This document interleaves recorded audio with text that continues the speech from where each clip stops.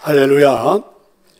미국의 유명한 경제학자 가운데 하버드 대학 교수로 역대 대통령들의 경제 자문역을 했던 존 케네스 갤브레이스 박사라는 분이 있습니다. 이분의 저서 가운데는 대공황, 또 불확실성의 시대, 또 미국의 자본주의 이런 아주 유명한 책들을 저술하기도 했는데요. 이분은 자서전에서 평생 자신을 도왔던 그 에밀리라는 비서에 대한 소개를 하고 있습니다. 그래서 내용은 이렇습니다. 한 번은 갤브레이스 교수가 너무 피곤해서 깊은 낮잠에 들어 있었다고 그러죠. 그 당시 미국 대통령은 린든 존슨이었는데 이 대통령이 이 교수에게 직접 전화를 건 겁니다. 여기 백악관인데 갤브레이스 교수 좀 바꿔주세요. 그런데 에밀리 비서가 받아가지고 이렇게 말했습니다. 죄송합니다. 우리 교수님은 지금 너무 피곤해서 잠시 쉬고 계시는데요. 전화를 바꿔드릴 수가 없어 죄송합니다. 나 대통령일세. 린든 존슨이라니까. 그러자 에밀리가 이런 대답을 했다고 그러죠. 각하시군요. 너무너무 죄송합니다. 그런데 저를 고용하신 저의 주인은 각하가 아니라 교수님이십니다. 그래서 저는 저희 주인의 명을 따라야 합니다 라고 대답을 한 거죠. 존슨 대통령은 그녀의 충성스러운 태도에 감동을 받고 그리고 전화를 끊었습니다. 나중에 갤브레이스 교수와 통화할 때 이렇게 말했다고 그러죠. 자넨 정말 훌륭한 비서를 뒀더군. 혹시 그 비서를 백악관으로 보낼 수는 없겠나? 이렇게 말입니다. 성도 여러분, 이 갤브레이스 교수하고 비서인 에밀리의 행동에서 몇 가지 생각해 볼 게 있을 것 같아요. 갤브레이스 교수와 비서인 이 에밀리의 관계가 확실하게 설정이 되어 있다는 것이죠. 아무리 대통령이 요청하는 일이라 할지라도 두 사람이 가지고 있는 그 확실한 관계를 여러분 뛰어넘지 못하더라.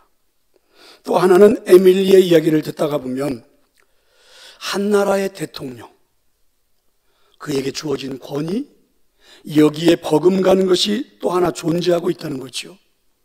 그러니까 관계 설정, 그리고 권위가 무엇인지를 분명하게 느끼게 해주는 그런 이야기입니다.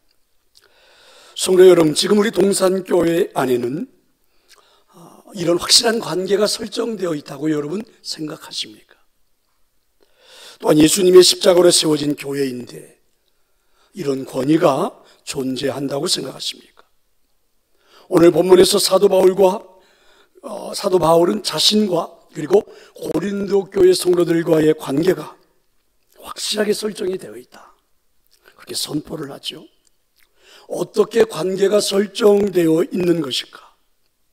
1절에 보면 이렇게 말씀합니다. 하나님의 뜻을 따라 그리스도 예수의 사도로 부르심을 받은 바울.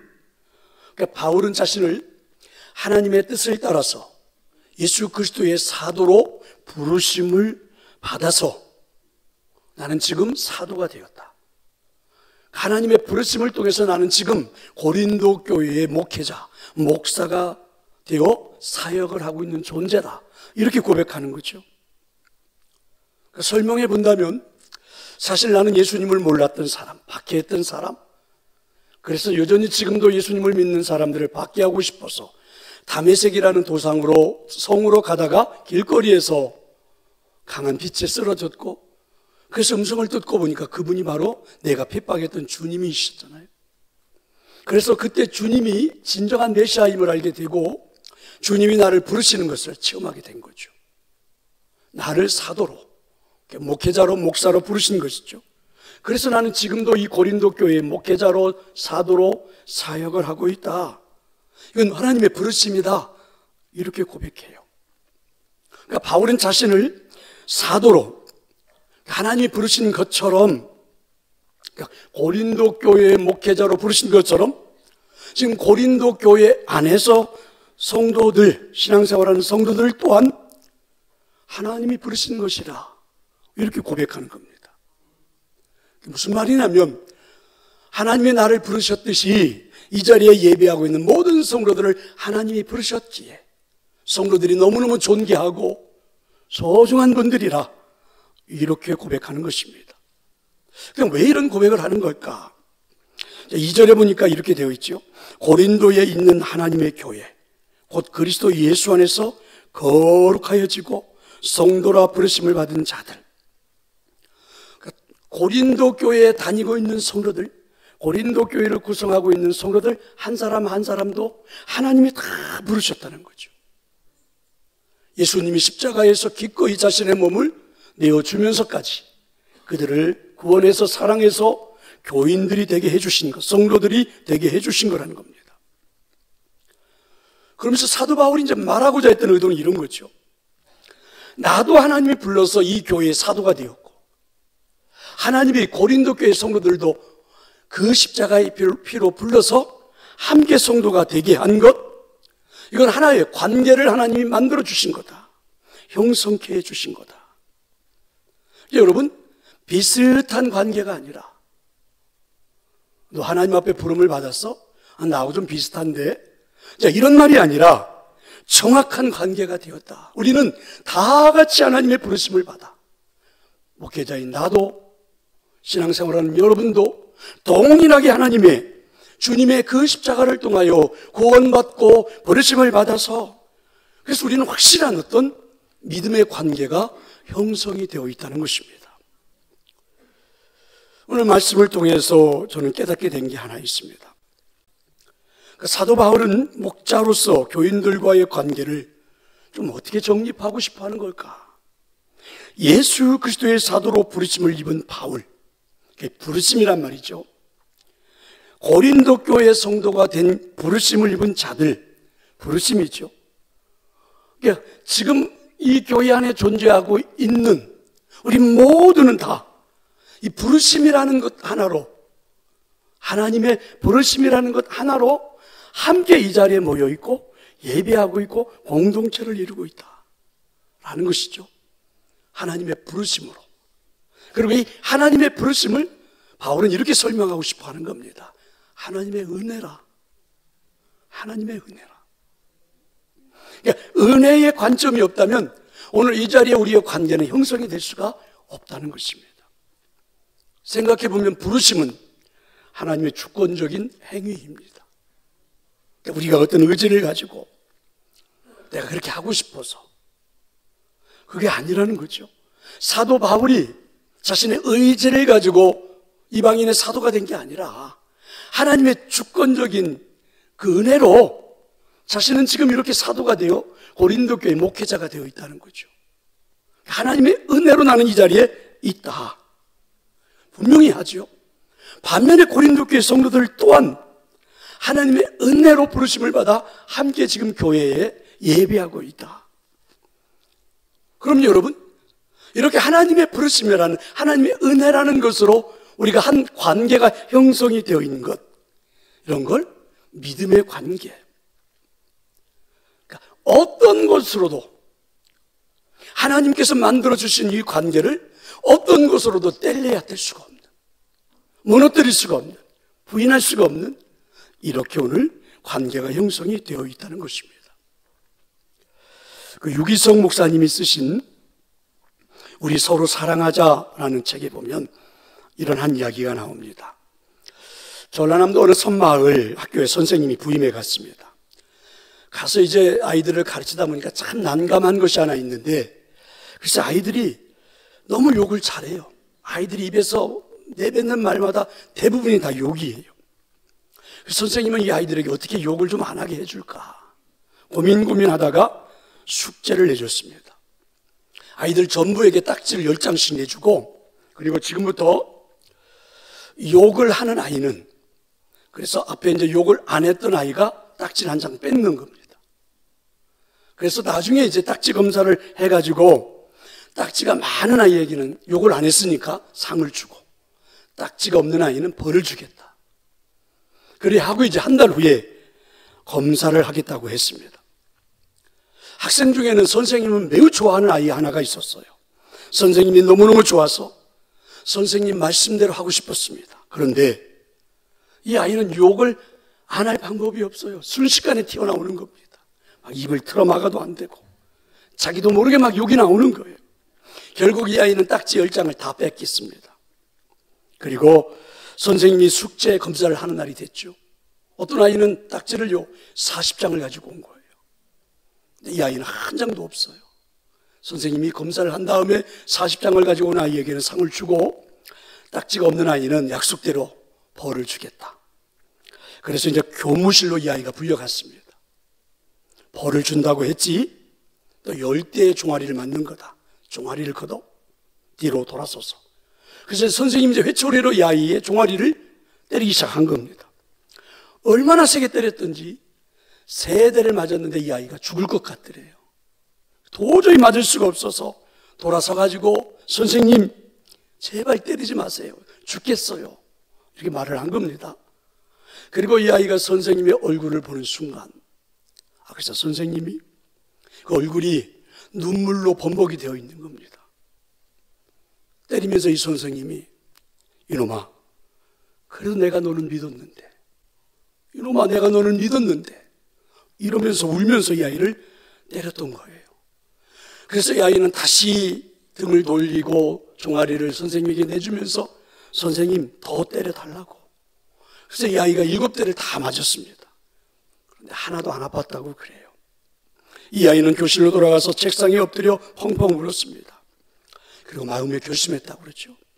나는 커서 저 선생님처럼 될 거야. 그러니까 학생이 욕한 것 때문에 너무 괴로워하면서 우셨던 선생님의 그 이야기가 한 아이의 인생을 바꾼 거죠. 이 아이가 누구냐 하면 우리 크리스찬 치유 상담원 연구원의 그 원장이었던 정태기 목사님이라는 분입니다. 우리 전국의 교회들을 다니면서 또 성도들을 다니면서 상처들, 아픔들을 치유했던 뛰어난 분이죠. 그런 분이 되신 거죠. 여러분 몇 대를 맞았을 때 죽을 것 같다고 그만 때리라고 소리쳤던 이 아이가 7대를 다 맞아도 아프지 않다고 말하는 건 무엇 때문입니까? 그죠? 관계가 설정이 되고 형성이 되었죠. 그러니까 선생님이 나를 사랑한다는 거죠. 지금 내게 아픔이 다가오는 것은 선생님의 눈물이라는 거죠. 어린아이들도 이렇게 알더라고요. 이렇게 여러분 정말 뗄래야 뗄 수 없는 관계, 그래서 이 아이의 인생 전부가 바뀌는 일이 일어났다는 것입니다. 성도 여러분, 지금 바울이 목회하고 있는 고린도 교회는 고린도 교회 성도들이 계속해서 바울을 비방합니다. 네가 어떻게 해서 사도냐?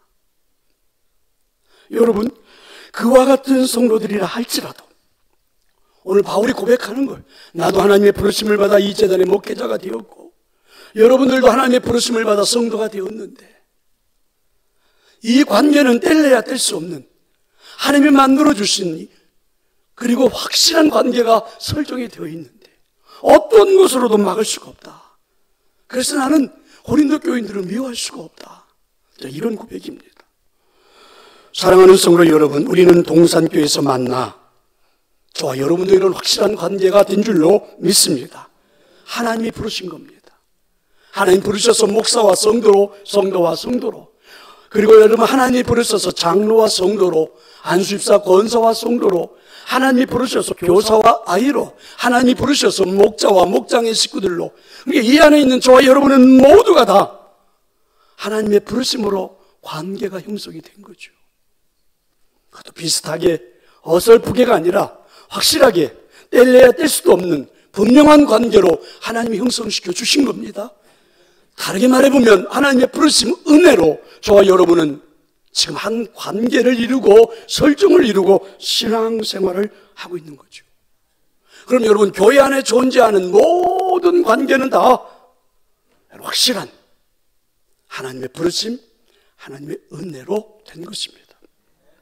그렇다면 여러분, 우리 교회 안에 존재하는 항존직이라는 직분은 어떻습니까?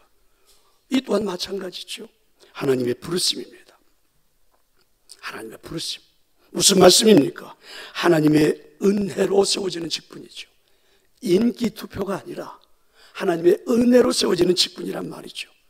그래서 여러분 5월에 있을 항존직 선출은 축제가 되어야 합니다. 여러분 게시판을 보셨겠죠? 이번 5월에 우리가 펼치려고 하는 항존직 선출은 그래서 축제처럼 주제는 그렇습니다. 왜냐하면 장로로, 안수집사로, 권사로 부르심을 받는 분들 하나님이 부르시겠죠. 그리고 하나님의 명령을 따라 저와 여러분은 일꾼으로 세움을 받고, 그래서 이제 우리들은 확실한 믿음의 관계가 형성이 되어 있는 거죠. 어떤 믿음입니까? 바로 하나님의 은혜로 항존직을 선출하는 이 역사가 펼쳐지고 있다는 믿음입니다. 전적으로 하나님이 선택해 주시는, 하나님이 부르시는, 그래서 어떤 말로도 설명이 불가능하죠. 물론 이제 우리가 항존직분자들을 선출할 때 이렇게 하겠죠. 야, 저분은 우리 교회 오래 다니신 분이야. 참 능력이 있지. 우리 교회 기여를 많이 했어. 뭐 등등 이런 일들로 이야기를 할 수 있을지는 모르지만, 여러분 그게 전부는 아니란 말입니다. 느낄 수는 있을지 모르지만 그게 아니에요. 하나님께서 오늘, 그리고 우리가 펼치려고 하는 이 제단의 이 선출은요, 순전히 뭘로? 하나님의 은혜로 부르시는 것입니다. 하나님의 뜻을 따라서, 그리고 우리에게 믿음을 주셔서 그 일을 우리에게는 하게 하시는 거고, 믿으시기를 축원합니다. 그래서 여러분 축제처럼 펼쳐보고 싶습니다. 우리 교회에 행복한 시간이 되었으면 좋겠습니다. 우리 교회는 그동안 그렇게 하나님의 은혜로 항존직분자들을 세운 거죠. 한번 우리 교회 항존직분자들이 세워진 역사를 한번 볼래요? 제가 간단하게 설명을 해보겠습니다. 1979년 4월 26일 우리는 창립 예배를 통해서 동산교회가 시작되죠. 그리고 그로부터 12년째가 되던 해 1991년 10월에 처음으로 김영식, 조성수, 안수 집사님 두 분을 세웁니다. 그리고 그로부터 이제 9년이 흘러간 2000년 11월에 안수 집사님들 그리고 권사님들 세 분에서 9분을 세웠죠. 여러분 91년부터 2000년도까지는 약 9년의 시간이 흘러가는 동안 그 중간에 이제 제가 목회를 시작한 거고, 김영식, 조성수, 안수 집사님 두 분을 세울 때는 저희 목회자, 제가 목회하기 전에 계셨던 분들이 세운 거죠. 9년 만에 이런 안수 집사님들, 권사님들을 세우는 일이 시작됐습니다. 그리고 2004년 5월 처음으로 우리 교회는 당회가 조직이 됩니다.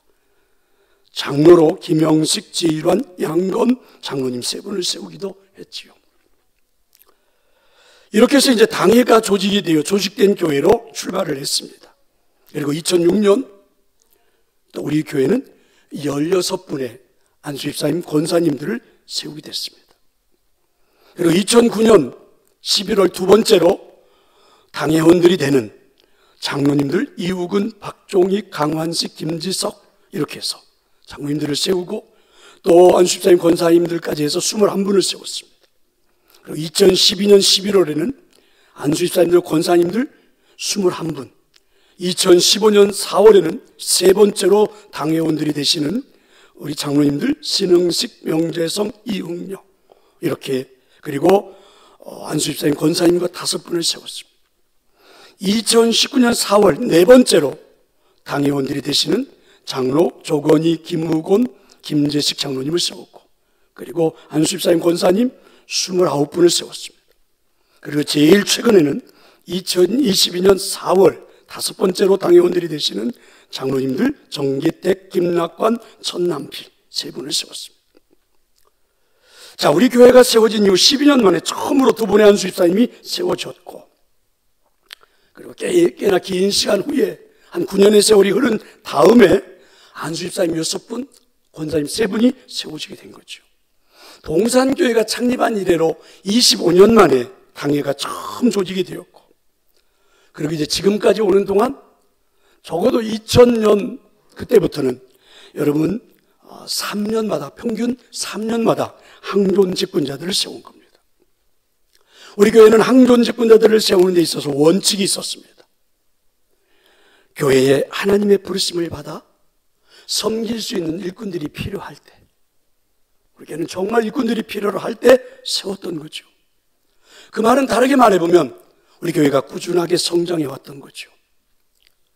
3분이면 충분했던 당회가 이제는 10명의 장로님을 필요로 하는 교회가 되었다는 말입니다.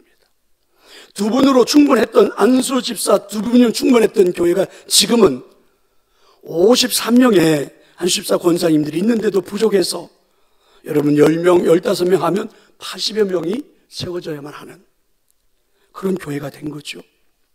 성도 여러분, 저는 숫자를 말하려고 하는 게 아닙니다. 우리 교회가 이렇게 잘 되어 왔다고 자랑하려고 하는 것도 아니에요. 딱 이거 한마디입니다. 이 모든 것은 하나님의 은혜였다는 것입니다.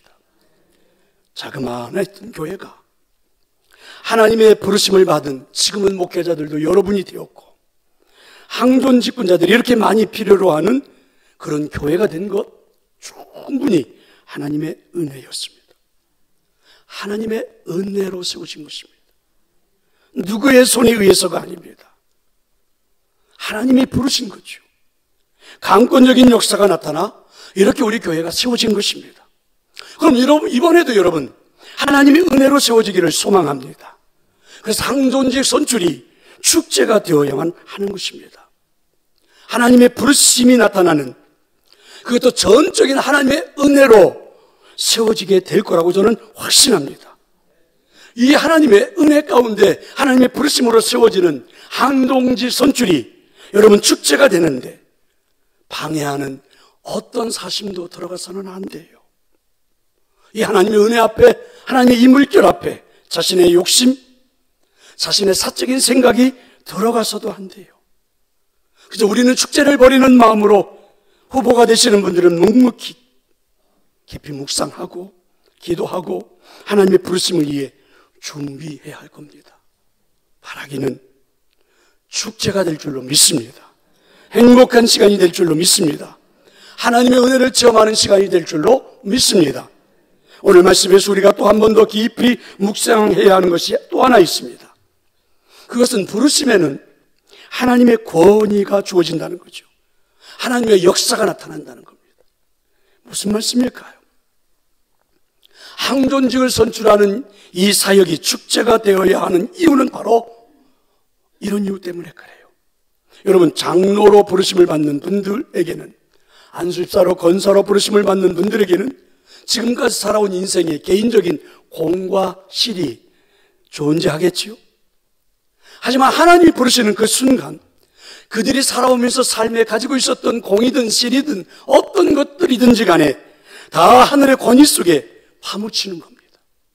우리가 함부로 평가할 수 없다는 거죠. 바울에게는 치명적인 약점이 하나 있습니다. 사도라 부르기에는 성도들이 인정하고 싶지 않은 거예요. 왜냐하면 스데반을 죽였던 인물입니다. 수없이 많은 기독교인들을 핍박했어요. 바울 때문에 어떤 사람은 옥살이를 냈고 바울 때문에 어떤 사람은 죽었어요. 예배하고 있는 성도들 가운데는 죽은 스데반이 그렇게 순교한 사람들이 내 친구가 있기도 하고 가족이 있기도 하고 여러분 그렇습니다. 그러니까 그를 이해할 수가 없는 거죠. 앞에 서서 목회하고 있는, 설교하고 있는 바울을 바라보고 있느라면 마음에서 그런 감정적인 것들이 막 치밀어 오르기 시작하는 거예요. 내 형제를 죽인 놈, 내 가족에게 아픔을 준 놈. 그래서 여러분 인정하고 싶지 않은 거예요. 아니 저런 바울을 사도로 불러야 한단 말인가? 우리가 따라가야 돼? 참으로 해결하기 어려운 과제죠. 어떻게 사울을 바울이라고 한단 말인가? 바울 자신도 언제나 이런 적지 않은 부담감을 갖고 사역을 할 수밖에 없었습니다. 왜냐하면 지금 목회하고 있는 이 고린도 교회 성도들은 계속해서 바울의 사도성을 가지고 의심해요. 어떻게 네가 사도라고 할 수 있느냐? 어떻게 네가 목회자라고 할 수 있느냐? 어떻게 네가 우리에게 말씀을 전한다고 할 수 있겠느냐? 이 지금 고린도 교인들이 계속해서 의문을 제기하는 거죠. 여러분, 저도 목회를 하면서 느껴봅니다. 삶의 모든 부분에 하나님이 부르심이 있었구나. 목회자로 부르셨다는 확신을 갖게 되면서 저도 목회가 시작되었다고 생각해요. 하나님의 부르심을 잘 체험하지 못했을 때 때로는요 기쁨도 없었고 자신감도 없고 두렵기도 했지요. 하지만 하나님의 부르심이라는 것, 하나님의 은혜라는 것을 고백하는 순간부터 여러분 저에게 달라진 것이 있다면 내 인생에 하나님이 개입하고 계시는구나. 하나님의 역사를 펼치고 계시는구나. 그리고 나에게 하나님은 은사로 나타나기 시작하시네. 목회자로서의 권위를 주셨다는 거죠. 저는 매우 어린 나이에 목회를 시작했습니다. 20살부터. 그럼 아버지, 할아버지 이런 분들 앞에서 목회를 한 거죠. 그럼 여러분, 그분들 앞에서 제가 인생의 경륜이 풍부한 분들, 삶의 여러 가지 경륜이 풍부한 분 앞에서 제가 설교를 해요. 그들에게 하나님의 말씀을 선포해요. 이유는 다 한 가지입니다. 하나님이 부르신 것, 하나님의 은혜라는 거죠. 전적으로 하나님의 부르심 때문에, 하나님의 은혜 때문에 가능했던 거예요. 생각해보면 여러분이 교회에서 생활하며 왜 제 설교를 듣고 때로는 중요한 순간마다 저에게 상담을 하고 조언을 받아야 할까요? 그 모든 것은 하나님의 부르심에 근거하는 것 아닙니까? 적어도 목회자는 하나님의 부르심을 받아 하나님의 은혜로 세워졌고 하나님의 은사를 주셔서, 그리고 하나님이 주신 권위를 가지고 교회를 이끈다는 전제 아래 교회가 움직여지고 있는 것 아닙니까? 성도 여러분, 항존직 선출을 하면서 우리는 생각할 수 있죠. 1층 게시판에다 오늘 후보들의 사진을 다 게시를 했습니다. 혹시 여러분 그 사진을 보면서 이런 마음이 들면 기도로 이겨낼 수 있었으면 좋겠습니다. 아니, 어떻게 저 사람이 장로가 된단 말인가? 아니, 어떻게 저 사람이 안수집사가 돼? 아니, 어떻게 저 사람이 권사가 된단 말인가? 여러분의 마음에 들어오는 감정 충분히 이해가 됩니다. 하지만 하나님은 사울을 부르셔서 바울로 사용하셨습니다. 바울은 수없이 많은 하나님의 역사를 펼친 충실한 종으로도 살았습니다. 그렇다면 여러분, 하나님의 부르심을 우리가 무시할 수 있을까? 하나님이 부르셔서 쓰시겠다는 사람을 우리가 막을 수가 있을까? 아무리 생각해도 그럴 수는 없습니다. 그렇습니다. 우리의 감정적으로 이해가 되지 않는 것과 또한 하나님의 부르심에 우리는 순종을 해야 하는 이 두 가지 중간에 지금 끼어 있는 거죠. 선택을 해야 합니다. 무엇을 선택하고 싶으세요? 바라기는 우리의 감정을 절제해야 되지 않을까? 하나님 보고 부르시지 말라고, 하나님 그러시면 안 된다고 하나님을 설득해야 될까? 아니겠지요? 그래서 여러분, 항존직 선출이 축제가 되도록 해야 합니다. 누군가를 비난하는 그런 선출이 되어서는 안 되겠죠. 하나님의 부르심이 나타나는 그날, 선출이 되는 그날, 하나님이 부르시는 날 아닙니까? 그날 우리 모두가 박수를 치는 날로 저는 승화시킬 수 있기를 축원합니다. 흩어짐을 선교로 승화시켜 하나님을 체험해보자, 이렇게 표를 가지고 한 해를 출발한 성도 여러분, 항존직 선출도 그렇게 한번 만들어 보십시다. 우리 교회에 하나님의 부르심을 받고 장로로, 안수집사로, 권사로 세워지시는 분들에게 하나님이 주시는 권위를 인정해보자는 거죠. 하나님의 부르심에는 이처럼 권위가 있습니다. 믿으시기를 축원합니다. 성경에 나오는 가장 큰 부르심의 사건 중 하나가 창세기 12장에 나오는 아브라함의 부르심이 아닙니까? 하나님께서 아브라함을 부르셨을 때 그는 갈대아 우르, 즉 이방신을 섬기는 나라에서 그 풍습에 젖어 아버지는 우상을 만들어 파는 아버지, 그 밑에서 함께했던 아들이었어요. 그런데 그를 하나님 부르셔서 하나님은 그런 아브라함을 믿음의 조상으로 열국의 아버지로 삼았고 후손들이 되게 한 거죠. 부르심은 결국 권위가 주어진 것 아닙니까?